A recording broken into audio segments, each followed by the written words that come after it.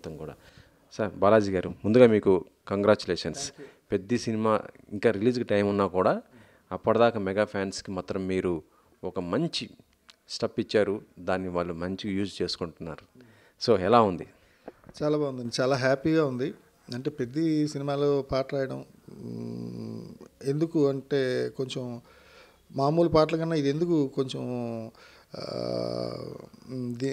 Special అంటే AR Rahman గారి music. అంటే ఫస్ట్ టైం నేను వర్క్ చేస్తున్నాను ఆయనతో. అందువల్ల ఫస్ట్ టైం రామ్ చరణ్ గారితో ఫస్ట్ టైం వర్క్ చేస్తున్నా. అలాగే మా డైరెక్టర్ గారితో ఫస్ట్ టైం వర్క్ చేస్తున్నా. అందువల్ల ఇది కొంచెం స్పెషల్ సాంగ్ అని చెప్పాలి.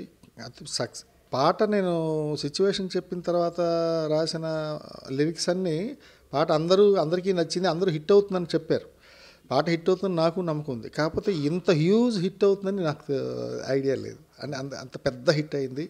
అంటే ఏదో ఒక ఉత్తరాంధ్ర మాండలికంలో ఒక గ్రామీణ నేపథ్యంలో ఒక మొరటోడు బండోడు పాడుకునే పాటని ఒక మాండలికం, ఒక ప్రాంతమో, లేకపోతే ఓ 2 తెలుగు రాష్ట్రాలు అంతవరకు తీసుకోవచ్చు పాటని అనుకున్నా. ఈ పాటకి అంటే మీరు లిరిక్స్ ఇచ్చిన తర్వాత ఆయన ట్యూన్ కట్టారా, లేకపోతే ట్యూన్ కట్టకముందే మీరు రాసిచ్చారా? ఎట్లా ఉంది? ఇది ట్యూన్కే రాశానండి. ట్యూన్కే రాసా. ట్యూన్ సంపూర్ణంగా వచ్చిన తర్వాత రాసా. ట్యూన్ రాకముందు ఏవో రఫ్ వర్క్ ఏదో చేశాను. అంటే ఇలా ఉంటే బాగుంటుంది, ఇలా ఉంటే బాగుంటుందని. కానీ ట్యూన్ వచ్చిన తర్వాత ట్యూన్ వేరే ఉంటుంది కదా, దాంట్లో పెట్టలేము. ఒక్కసారి ఆ ట్యూన్ ఏంటో మీరు ఒక్కసారి హమ్ చేయగలరా?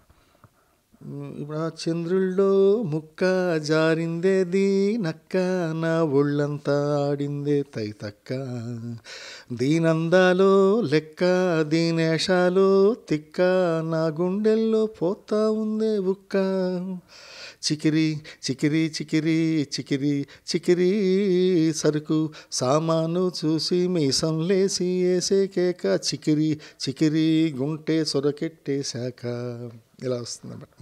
ఈ పాట పొలాల్లో ఉన్నోళ్ళు, కార్పొరేట్ ఆఫీసులలో ఉన్నోళ్ళు ఎక్కడ పడితే అక్కడ స్టెప్స్ వేస్తూ అసలుకి ఎంత ఎంజాయ్ చేస్తున్నారంటే ఫుల్ ఎంజాయ్ అవుతుంది.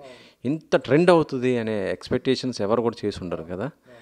అంటే ఈ లిరిక్స్ మీకు ఇప్పుడు చెప్తున్నప్పుడు, అంటే ఆ సిచ్యువేషన్ మీకు ఆయన బుచ్చిబాబు చెప్తున్నప్పుడు ఒక మొరటోడు అన్నారు, తర్వాత ఒక ఇంకా హార్డ్గా ఉంటాడు, మొండిగా ఉంటాడు అంటే ఇందులో హీరో క్యారెక్టర్ మొరటోడు అండ్ మొండిగా ఉంటాడు. సో అలాంటిది చెప్తున్నప్పుడు ఈ పదాలు ఎలా మీరు దాన్ని రాయడం జరిగింది? యాక్చువల్గా ఈ గ్రామీణ నేపథ్యం ఒక పల్లె ప్రాంతం నుంచి వచ్చిన కథానాయకుడు కాబట్టి, అది కూడా ఉత్తరాంధ్ర. నాది బేసిక్గా విశాఖపట్నం. ఆ విశాఖపట్నం కాబట్టి అక్కడ ఉత్తరాంధ్రలో ఉండే మాండలికం అంతా నాకు బాగా ఐడియా ఉంది, బాగానే. అంటే నేను రాయగలను. అందువల్ల నన్ను చూస్ చేసుకున్నారేమో. మేబీ నాకు ఉత్తరాంధ్రలో మూలలో ఉండే భాష కూడా తెలుసు నాకు.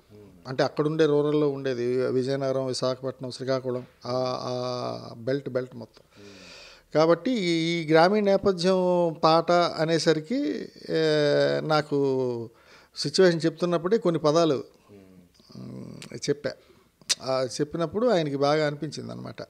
సరే, ముందులో ఒక హీరో కథానాయకుని బేస్ చేసుకోవాలి కాబట్టి ముందు ఓపెనింగ్ అలా ఓ చంద్రుల్లో ముక్క అంటే చరణాల్లో ఉంటాయి ఆ మాండలికం తలకి శబ్దాలు పదాలు, మీరు పాట వినే ఉంటే.